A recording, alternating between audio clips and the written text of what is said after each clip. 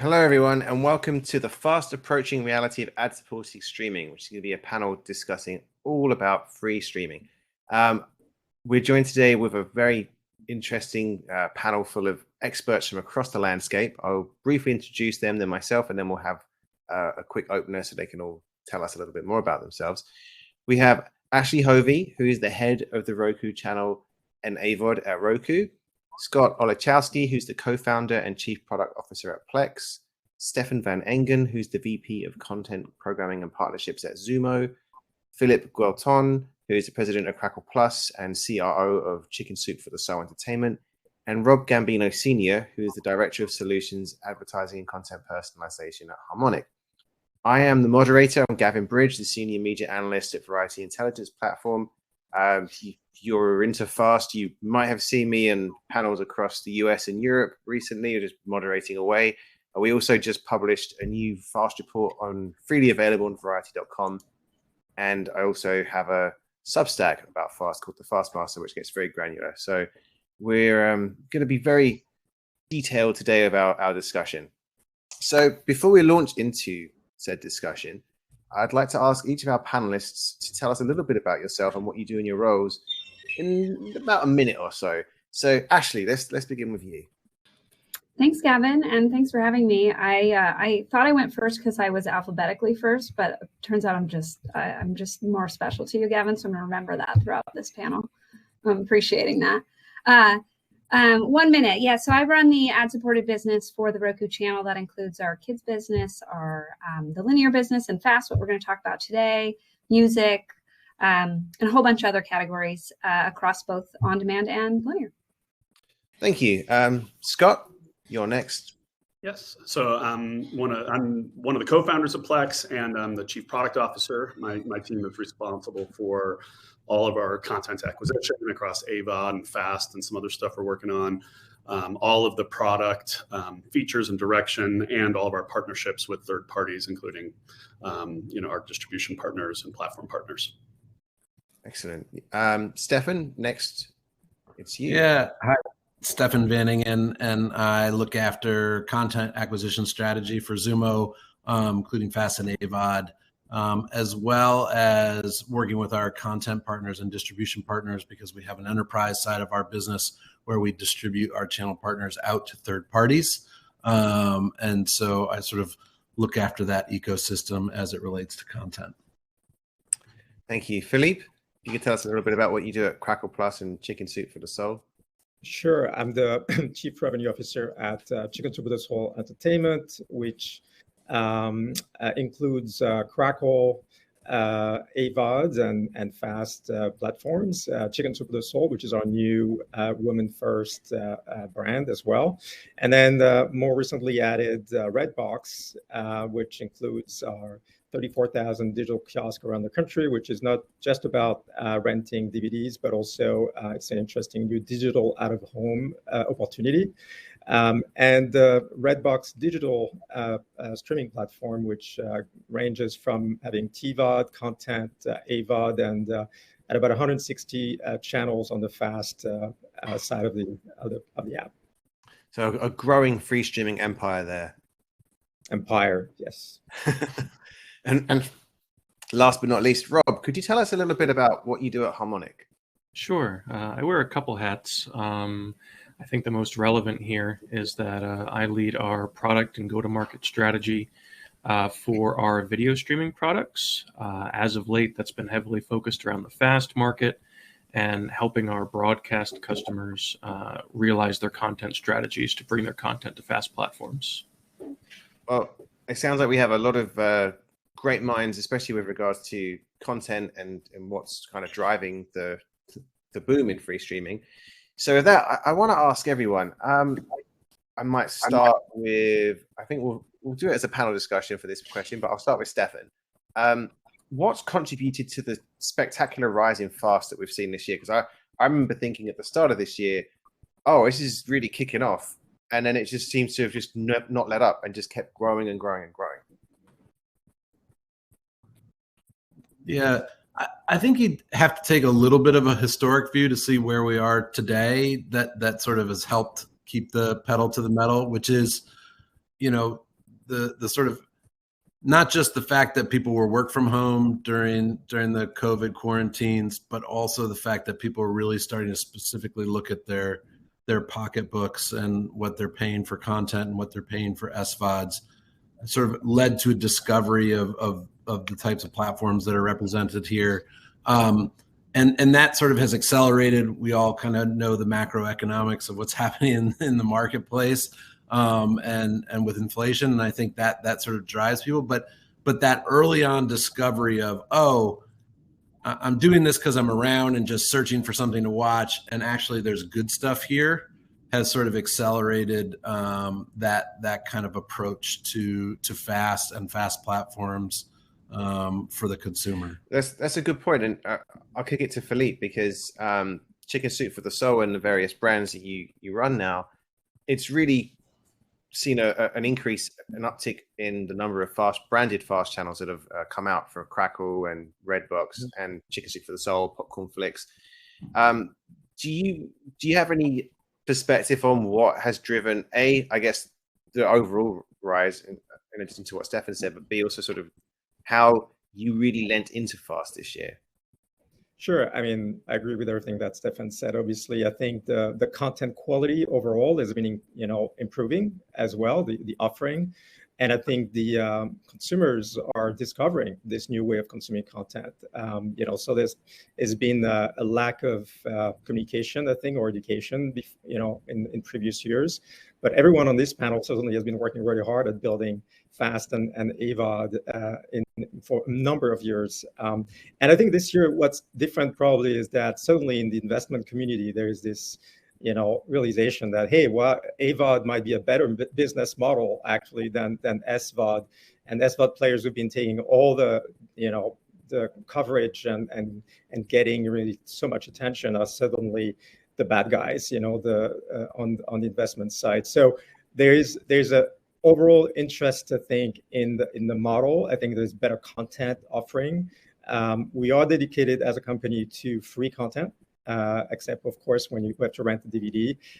But we really want to serve a value-conscious consumer, and I think obviously with the upcoming potential recession but certainly the high inflation rate, there's a strong focus from consumers on this new way of consuming content. It's interesting you mentioned the inflation rate, because my theory is, I know it's been a milder winter than expected so far in Europe, but with the energy crisis they've got there, I think we're going to see international fast just go through the roof come January, February, when it gets sadly too expensive to heat your home, as they keep saying in the British press at least. But not so much in the US, right? I'll move away from those miserable tidings, but actually, I think it's really nice, because I remember we spoke at the very beginning of the year, and now we're doing it in the final month of the year about fast. Roku's changed a bit since we first spoke. I mean, you added at least 100 or so more channels, and several Roku original channels. So do you have any insight as to what has led to this content format just picking up among consumers? Yeah, I mean, all the things that have already been said, right, around the trends. I think most importantly, users want easy and quick access to content that they want to watch, right? They want shows they're comfortable with. They want shows that they're familiar with. They want shows that they trust. And one of the things that FAST does really well is it packages a lot of those in different ways. So we're able to, what you alluded to, right? We're able to take an original show and then bring a FAST channel along with it that is a single IP or a dedicated channel that allows users to go really deep into This Old House if they want to. That's not something they could experience before. And on top of that, we're then also personalizing the delivery of that channel to them. And so they're just able to access content in a way that's a lot more simple and a lot more easy. And so even as we expand and as the industry continues to have more and more selection and more quality content flow into it, we're able to kind of surface it in a way that makes users happy and ready to use it and ready to engage more. And the depth of engagement is also really interesting, right? It's not just new people going in and trying once. They're going in and they're going, hey, this has news, this has my movies, this has whatever it is I need. And so they're willing to come back time and time and again. And like everyone on this call, right? We want to be where they are, because that's how we can deliver the best product that's out there in the market. Is that perhaps, Gavin, go ahead. I was going to say, it shouldn't be overlooked what Ashley just said there about the simplicity of it, right? So we're all talking about content quality because all of us that have been around free and AVOD and fast are just excited that the quality continues to explode and grow. But there's been quality content across entertainment for a long time now, and the SVOD started that with the spending that they were doing, and it's, you talk about never being a better time to be a content producer because of the amount of buyers. But for a consumer, that becomes overwhelming. And this idea that you have to be marketed something to know what to choose, or if you go into a platform, you have to know which tile, you have to have heard of this show to go. And fast sort of takes those barriers away. AVOD sort of takes those barriers away. But fast specifically just allows you to get back to the simplicity of flipping around, finding something that you love and want to watch, or finding something that entertains you for the moment and not feeling like you're overly committed to it. And I think that that's also helped accelerated this growth this year. Yeah, and then you can favorite it and get right back in it too, right? It's not that you then are like, where was I? What was I doing, right? You can then control your access to it, which is pretty amazing. That was actually going to be my next question for you. Was AVOD's been a format that's been around for a long time now. Fast technically is a format that's been around since the invention of television. It's just a different way it's distributed into your house, right? It's coming through the internet rather than an antenna. But has that has the way that linear programming sort of acts, thinking in my head like of how we used to sort of hear, oh, linear is dead, right? Oh, no one's watching TV anymore. No one cares about this format. But it seems to me that fast is probably taking more of a lion's share of viewing time than AVOD, because you don't hear really anyone talk about, to the extent in like in earnings calls, for instance, they tend to champion the viewing metrics, and it tends, I think, to be more hinted at that fast is taking more of that. So that said, is there something in the traditional way of viewing that was kind of overlooked and now fast is reinvigorating? I think users want choice, right? And I think that one of the things that we see, right, we're a top 5 channel on the platform.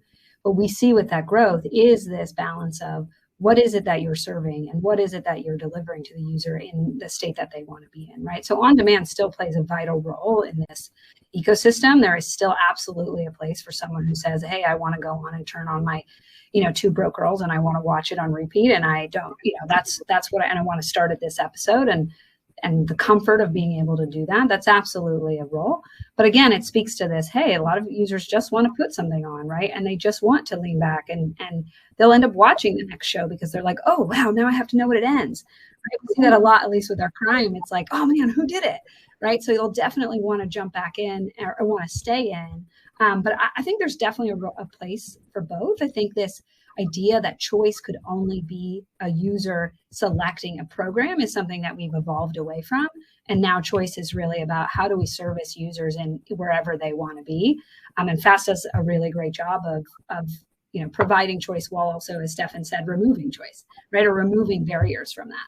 And so it's just a really lovely format. And yeah, we hear it all the time. Linear is dead. And it's like, well, yeah, but overpaying for a higher ad experience or less personability is going by the wayside, but people still want to be able to lean back and relax and watch TV.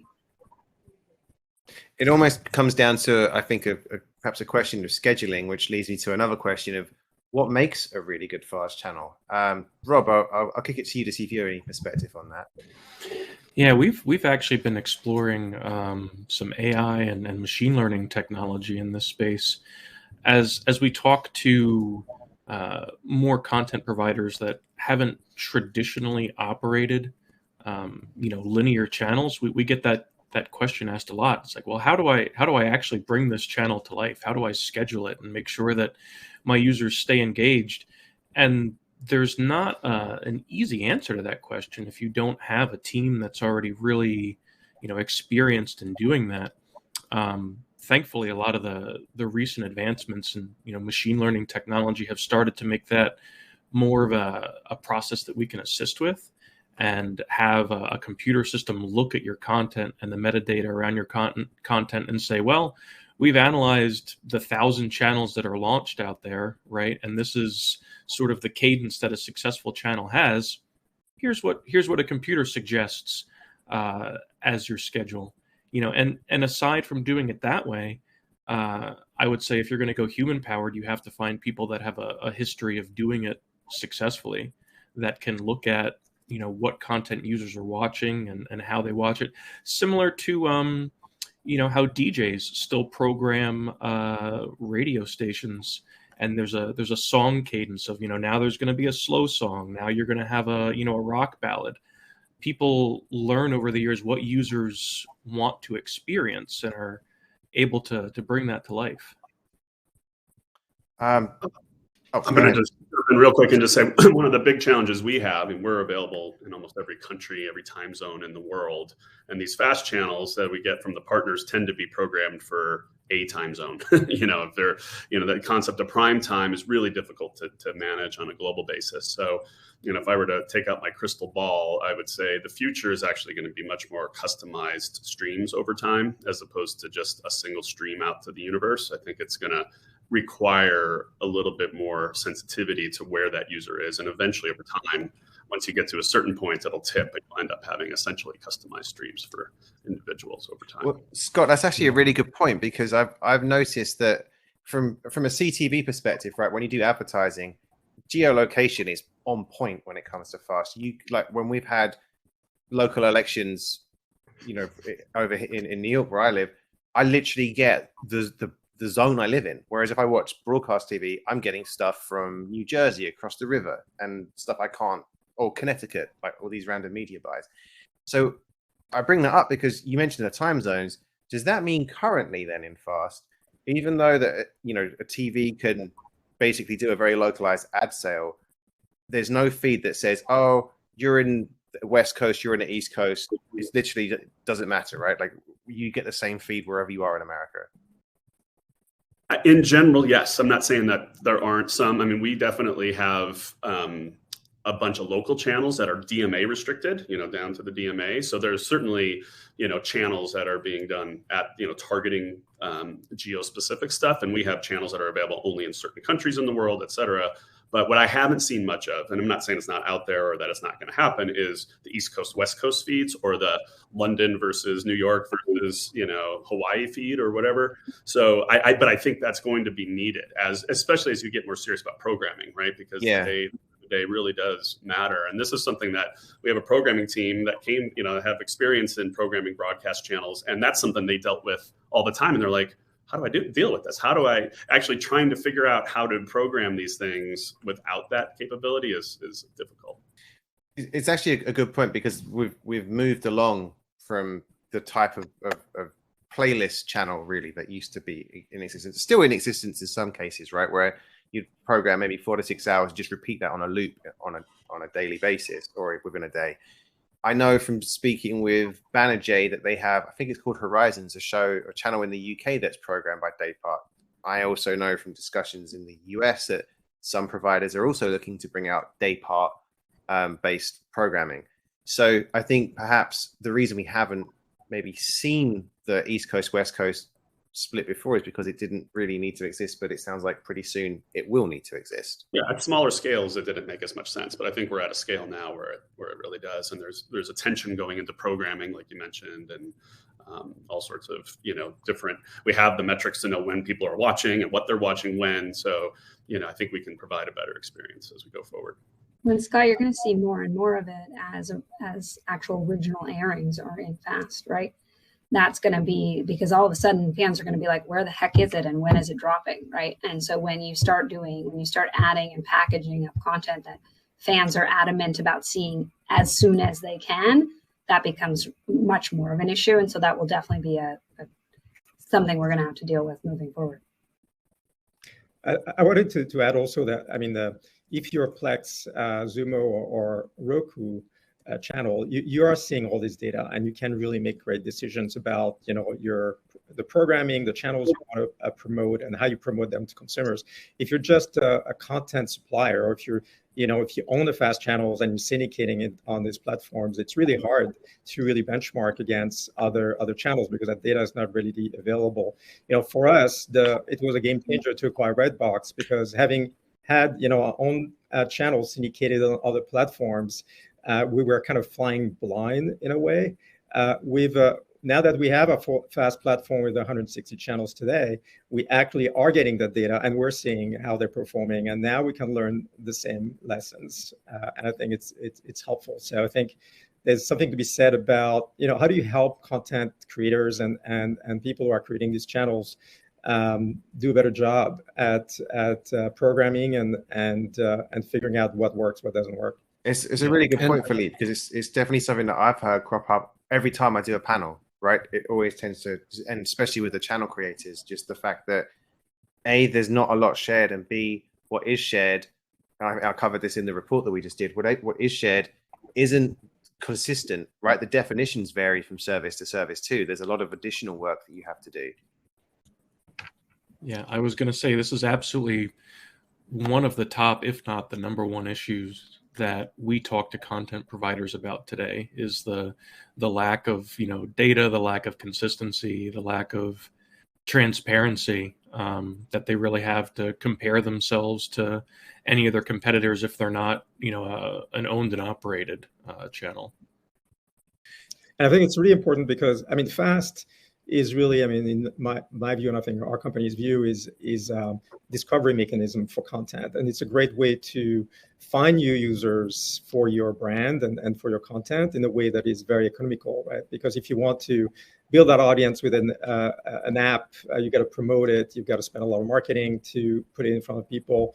And so anything that can help drive consumer from this linear experience to, I think, the VOD experience, for example, is also key for us, for example. And I agree that they're not mutually exclusive. They actually go together, and to be able to navigate back and forth between the two also could be a great help to the consumer, I believe.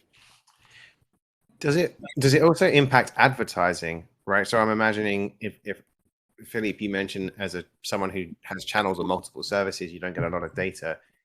Is there much for advertisers to kind of get their hands on? And also, does it vary from service to service? Does that make it a little bit more difficult, if so, for advertisers to kind of embrace FAST? Well, it does vary service to service, because you're not getting the same info and the same data back from everyone. But I would say, in general, advertisers are agnostic where their ads are running when it comes to AVOD and FAST, and we're able to monetize both. But I would say, AVOD is probably easier still, because we control 100%, and it's a better, it's a better integrated process, let's say, to sell ads there. Yeah, I'll say, Gavin, there is a bunch of work going on in the industry to try to standardize on at least genres and things like that, so the advertisers know when they're bidding what they're actually going to be running on. So I think it feels to me still like it's a little early days on people really leveraging it, but I think a lot of us are making sure we're passing that data along. Now, what I've seen on the FAST front is the metadata we get sometimes is sketchier or not as clear, or the type of programming doesn't fit easily into just one bucket or something like that. But I think over time we'll see advertisers leverage that in a standard way. Yeah, I think you guys are highlighting the right thing, right? These feel like operational challenges, which we're working through, rather than a lack of interest, right? Advertisers want to be where audiences are. Audiences are in FAST, they're in AVOD, right? They are here. We are very, we're big. Everyone here on this stage could not have imagined how big each of your individual group, your companies were 3 years ago. And advertisers want to be a part of that, of course, right? Because that's where users are. So it's more about solving the challenges than selling the story. And I think that's a really good place to be in. Well, I'm glad that metadata got mentioned, because I think we can actually tie that back to sort of what makes a good FAST channel. Because I've noticed when you go through the programming guide, often you've got some channels that really give you a very detailed listing of what's on, and then you have other ones which says just like news or to be confirmed. Is there going to be a standardization, or is that sort of like bad practices that will go away when like some certain channels maybe are going to just fade away because they're not embracing everything that can be used to kind of attract an audience? The strong will survive. I think it's a very Darwinian sort of thing that's happening right now. It's kind of interesting to watch, and I think people that can understand that they have to provide quality metadata as well as quality streams and quality content, they're going to survive, and others may not. Yeah. It's also about the evolution of the content, right? So, 3-4 years ago, working in FAST, you were just happy to have some content up there and you could call it news and it'd be fine. The content has evolved, the quality of the providers and the content owners has evolved. And so the platforms are now taking a stand and saying, look, these are the requirements. If you can't meet these requirements, you can't have a FAST channel. Whereas those requirements might have been a little bit wobbly in years past. So things like an EPG guide, metadata, are sort of standards that have to be met today if you want to have a FAST channel. Yeah, I mean, two things on that. One, Gavin, we're in this period, right? Like this is a pretty normal media cycle. We're in this massive boom, right? And then eventually we're going to have to level and come to consolidation, right? That tends to be the cycle. So we're just going to go on a cycle journey. And then to what Stefan said there, which is just really around if you, I lost the point. Sorry, everyone. Oh, don't worry. I mean, Roku sort of, I'll answer it for you, Ashley. I mean, Roku really sets a standard in terms of what they require for content partners to get on board with Roku. And so it's up-leveled the amount of metadata and the quality of the metadata and the quality of the programming that's there, and other platforms are doing the same thing. So I think it's not just a content partner-driven or a content owner-driven necessity. It's the platforms have enough scale that they can make those rules now to be able to say, look, if you're going to be a part of our ecosystem, you have to participate the way we need you to participate, which is best for the users. Yeah, I was just going to say, we've only had the EPG, 2 years even, right? Like, so just to say about like how it's now shaping, right? This is pretty nascent generally as an industry. So there's still a lot of evolution and perfection that we can bring for users. Thank you, Stefan, for bringing me back.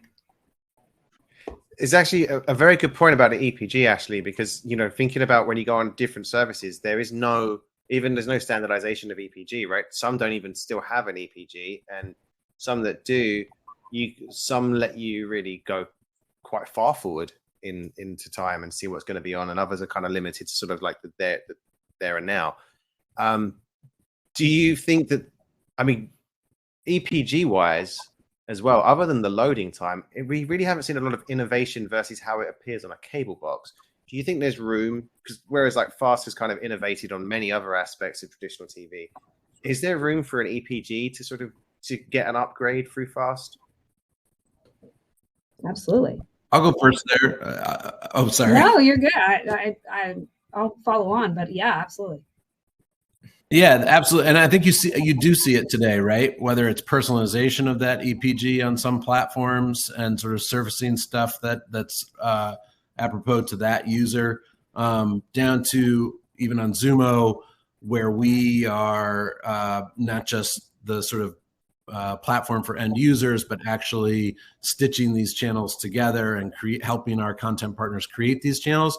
We can jump ahead in the EPG, and if you see something that's on later in the day and that program is available as VOD, you could jump into an AVOD asset. So that's different than sort of your standard cable box EPG where you can't move throughout time and time shift things. So you see some of those innovations, and I think that'll just continue as we move forward. I would just say we've done a lot on this. We've had an EPG in Plex way before FAST existed, because our personal media side of the business supported over the air and all this. And we've done a lot of different things. There is something really comforting to end users about the familiarity of the standard EPG. It's like there is just this familiarity. Oh, I know how to use this, and they can just jump right in. we've tried a bunch of different things, and we're still running a bunch of different experiments. And it will evolve, as Stefan said, but there is just this instant recognition, instant usability, instant familiarity that I think is a big part of FAST and growth in general that you shouldn't overlook as well. But it also allows you trust, right? There's brands you trust, there's channels you trust, right? And there's a lot of comfort in getting a curated view of that, right? Someone helping you, and also you, right? It's not like, oh, how do I know who is this? Who made this, right? It's like, oh, they think it's good. All right, it's probably pretty good, right? Or I've liked other things they've done, right? So there is that element too that allows people to understand that more quickly versus like, oh, I got to go to a details page, right? Which again, works in a lot of different scenarios, but this does help make that a little easier. I do like as well. I'm glad you spoke, Scott, because I noticed on Plex. I will give you an example that you can favorite your channels, and then there's a little tab at the top that's like lets you see your favorites. And I mentioned this because when I moved 2 years ago, I had to change cable providers. I'm not going to say the one I have, but I set all my favorites, and there's no way to basically make that appear in the grid. It's ridiculous. And I feel like at least with FAST, there's these. It's very easy. It seems to be very easy to innovate too, because you're not sort of limited to a physical box, right? Like you can just upgrade the code and then it's a new product. Across devices, across form factors, across the world, those favorites will follow you. So how are advertisers responding to the increased viewing times that we're seeing for consumers? By that, I mean, we could go many ways. Are we seeing more advertisers enter the free streaming space? Yeah, I can start with this one. Oh, you go ahead, Rob. We've got a number of premier ad partners, and the feedback that we're constantly getting from them is that they can chew up as much inventory as we can throw at them. They still view it as very much inventory constrained, both from a quantity standpoint as well as a quality standpoint. Going back to one of our immediately prior topics, metadata makes it easier for them to target. So the better metadata, the better targeting, the better CPM. Throwing more inventory out there isn't going to depress CPMs. The demand is already higher than can be fulfilled. I think you'll continue to see more advertisers flock to this medium as the content continues to grow. Look at Netflix is a great example, right? They finally said they were going to break down and do advertising, and the CPM premiums that they want to command are ridiculous compared to what we see as the norms of the day, and they're likely going to get it because they have the content that people want to watch. Anyone else? So maybe I'll add to this. So obviously, there is a shift, I think, in the marketplace where a lot of the FAST and AVOD platform were considered as, what's the incremental audience we're getting from traditional TV, and so we had actually to do studies to show incremental audience, not getting paid, by the way, for the audience that was already being delivered by traditional TV. And now this has changed. We're considered as core audience. The teams on the agency side have merged, with TV. Brands are really starting to shift heavily into what I would call programmatic direct and guarantee, which means still selling directly by a sales team, but leveraging really all the capabilities of the pipes that have been put in place by DSPs and SSPs. And once you reach that tipping point, I think it's hard for them to go back. They're really looking at, obviously, the inventory that's going to come through Disney Plus and Netflix as an incentive to now more aggressively shift their dollars. And of course, we have to compete with that. But they're also discovering the ability to use interactive ads and triple ads. I mean, a number of bells and whistles that are not available in traditional TV. So I think, for sure, the shift is there, and it's going to only accelerate in the coming years. One thing I've noticed, it came to me about a week ago, actually, of sort of in terms of advertising on FAST and AVOD, is the real lack. I have FAST on quite frequently at home, and there seems to be a real lack of movie trailer ads and even video game trailer ads. Any perspective? I mean, Rob, maybe you could share some on this. putting you on the spot, but like, are there any perspectives as to why certain industries haven't embraced the format yet? No, Can you tell us what that's a you're great watching question. first? Hold on, can you tell us what it is you watch? I want to know. NBC News Now, one. Unsolved Yeah, I Mysteries. can help you with that. Loop. I had Loop on a bit until Lupe. I don't know because there's another one called Loop, but then it kept doing the same music every like hour or two. So I was like, Yeah. oh, they might have only had like one CD. But yeah, I've had, and there's different things on. I'll try them, especially when I'm doing the counts. I'll send you some racks. Gavin, maybe you're not the target audience, and that's why you're not seeing those ads. I mean, just quickly, Sorry, we sell Rob. ads Sorry, Rob. I just wanted on behalf of Crunchyroll and Funimation, and I can tell you it's loaded with video game ads because that's their audience. Yeah. I was also going to say specifically to movie trailers, and we've done in the past, we've done quite a few sales on that side, but they're really limited runs, right, for really specific days and really specific inventory counts. So it may just be that you're missing them, Gavin, because they sort of complete their campaign in a quick run, leading up to a premiere or leading up to a theatrical window or something. But we do see those types of sales quite often. I guess You're not suggesting he's out of demo, right, Stefan? No, I'm suggesting he's watching it. No. I'm just kidding. I could be. I probably am for some of the stuff. I mean, it might be like he doesn't watch comic book stuff, so we're not going to show him any of that old tripe. If you want to peer into the future a little bit on that topic, one of the things we do on platform now is we will run trailers as ads in Fast and AVOD, and we will allow you to add that movie to your Plex watch list as an interactive thing in the ad itself, right? So we're actually trying to eat some of that dog food ourselves, doing interactive ads and trying to get people to interact with these things, and it's really powerful. I suppose you could take it another step and also say, right, you might be watching sometimes I'll watch wrestling on television. It's not as much as I used to, but sometimes you'll see one show advertise their show during the ad break of another show. But it's very rare. I have perhaps, again, my old 38 self just not in the right demo for this, but I haven't really seen many fast channels advertised during the breaks for, if you're watching this, maybe you'd like to see this other channel. Or the only time you see it is sometimes with in-network, right? Like NBC News Now tends to run promos for its whole lineup, but I haven't really seen many cross-promotional ads running. Is that something that you think may grow, or is that just something that people haven't considered yet? Yeah.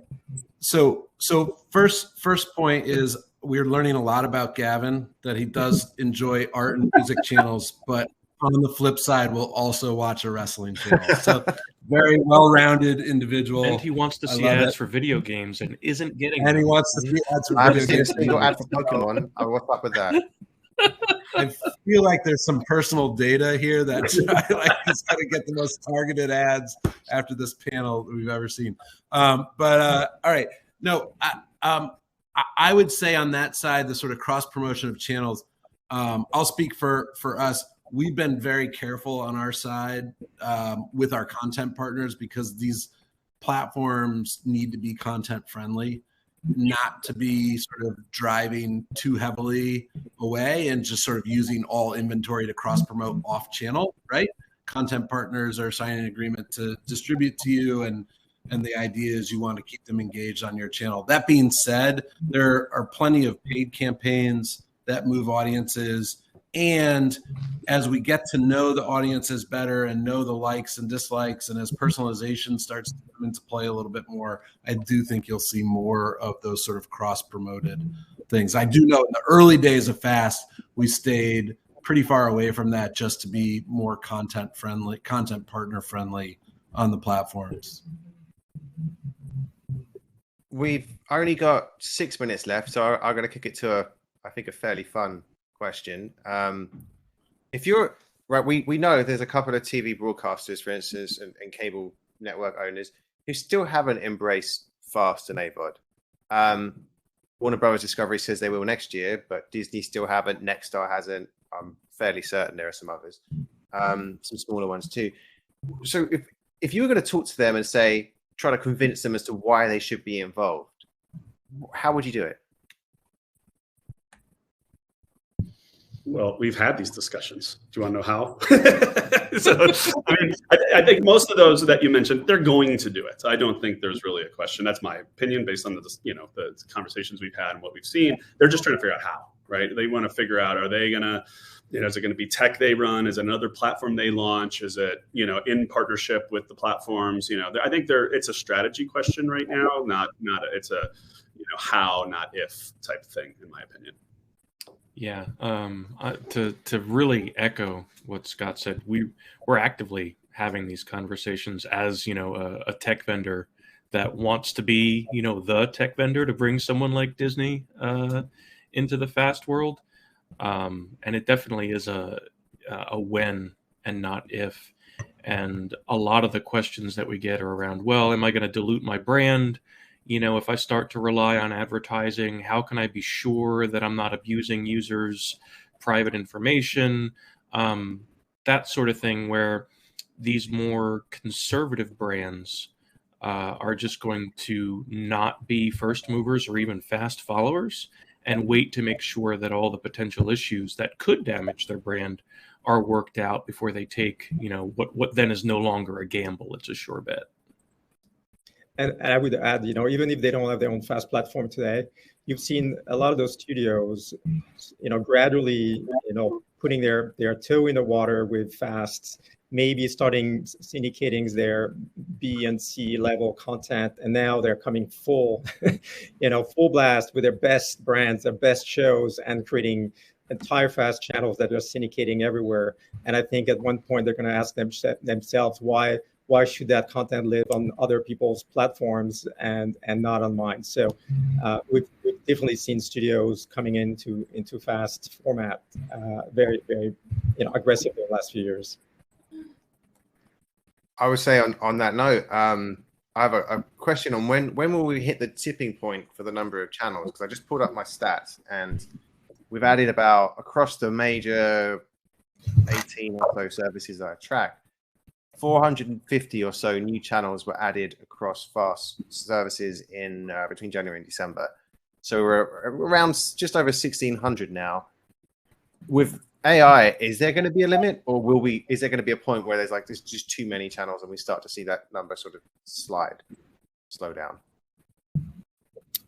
I think it's going to depend on exclusivity, right? Our partner to what we were just talking about, right? Our partner, are we going to have all unique offerings, or because historically in FAST and VOD, we've been totally fine with things being everywhere, right? I can have the same thing that Samsung has and that can be okay. But as we look towards potentially differentiating, or as partners think that that's more interesting, then it'll be interesting around the volume, because if those aren't duplicative, Gavin, to your point, then it's not a total channel, right? We carry a little over 350 channels. We're not carrying all that total number that you just shared. But then geolocation also comes into it, right? Because you can have a huge volume of channels if you're including local news and other things. So I think that there's some, we're still growth, at least for the Roku channel. We're definitely continuing to consider channels, but eventually we're going to have to just make sure that our discovery tools are there. And if they can't handle it, then you gotta work within the constraints of making sure users can find content, because that's only as good as your service is. But you'll see, you're already seeing it. Channels are disappearing as well. Yes. Right? The economics aren't there unless you get enough, viewership and the content's interesting, et cetera. So I think it'll continue to grow. We're going to see, and the quality of content, the quality of the program is going to keep going up. But at some point, some of these brands won't be able to survive this. It's a really good question. If I had the time, I'd publish a list of shame of every channel that went this year, because I have it. But just pulling that together. Much. That's word. But many of these channels are single IP channels, and you've got those shows making entire channels, and the question is how long they're going to stay on before consumers are tired with them and they're being replaced with another one. So I think it's going to be a high turnover in certain categories of channels. Scott, what'd you say earlier about only the strong survive? It's Darwin, man. I really think natural selection is going to solve this for us. I think it's worth saying too that it's not like the content just disappears forever. Fast and AVOD are complementary services. And, you know, if your favorite show is no longer a 24/7 Fast channel, well, you flip over to AVOD and you can watch all the episodes in sequence anyway. That's right. And we've done a bunch of pop-up channels, you know, do a Christmas, you know, whatever this or Halloween that. Like, I think you're going to see, you know, those themed things and interesting licensing opportunities will pop up as well. Well, that actually takes us to our time limit. So it flew by. Thank you, everyone, for a great discussion on FAST. And I hope everyone who was watching found some great takeaways from that. But thank you very much for being part of this. Bye, guys. Thank you. Nice chatting.